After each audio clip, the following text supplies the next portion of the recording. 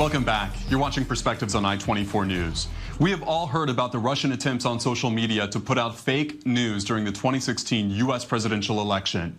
But it doesn't end there. It turns out Russian social media accounts behind some of the fake news also tried to influence relations between the U.S. and Israel. That allegation coming out today as researchers in the U.S. found nearly 3 million posts linked to what are called Russian troll farms. At least 60% of those posts dealt with Israel, and they tried to build up the relationship between Israeli Prime Minister Benjamin Netanyahu and U.S. President Donald Trump. The posts were not geared toward the Israeli audience, though. That's important to remember. Instead, they were working to influence Americans, where the Jewish state has become a more polarizing issue.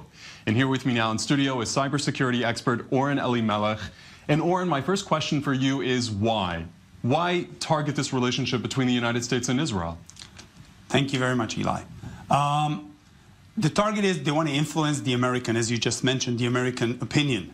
They're trying to create a conflict, all right? They influence both the far right and the right, and also the left. They try to influence everybody to create a contradiction, to create a conflict, and that is geared toward the U.S. audience. Now, some of these posts were geared toward a different audience, with the post calling Israel an apartheid state, which is definitely not pro-Israel, because originally we saw posts that were trying to link Netanyahu and Trump to have a positive relationship, but we also saw some negative posts as well. What would be the reason for doing that from a Russian perspective? The Russian perspective is to create a conflict, to create a contradiction, as we both mentioned. And we can look back and what happened also in Europe with Le Pen. They tried to influence in France. They tried to influence also in Spain, in other areas. And if we look back, actually, those Russians account are part of, you mentioned the election, the 2016 election, where they influenced. Actually, prior to that, they tried to influence another 21 states before that. And this is an ongoing. They're trying to influence, if you look back, it happened also with the U.S. going back to South Africa, where the Americans tried to do the same, to create a contradiction, to create a conflict, a rise, contradiction. And that actually helped them in the 2016 election with Trump.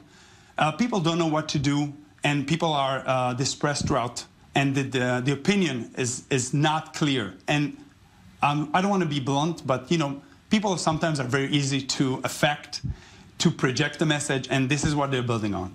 Okay, well that segues perfectly to my next question for you.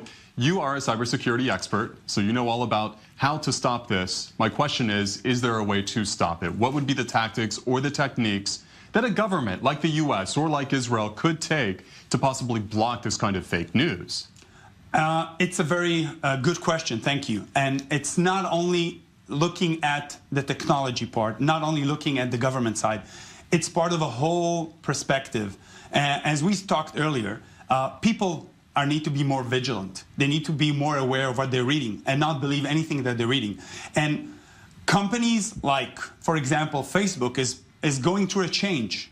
We mentioned this earlier, a few months ago, that Facebook needs to be more aware, and they just recently released a cast that they're saying that they're going to be more active regarding censorship.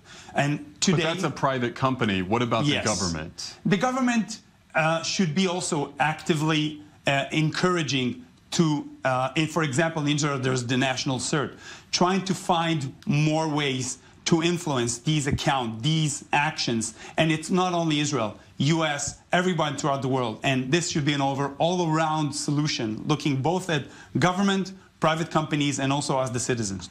Okay, we've got 30 seconds. We heard about the fake news. Is there anything else that's at risk from a cybersecurity perspective in this conversation today? Yes, our privacy.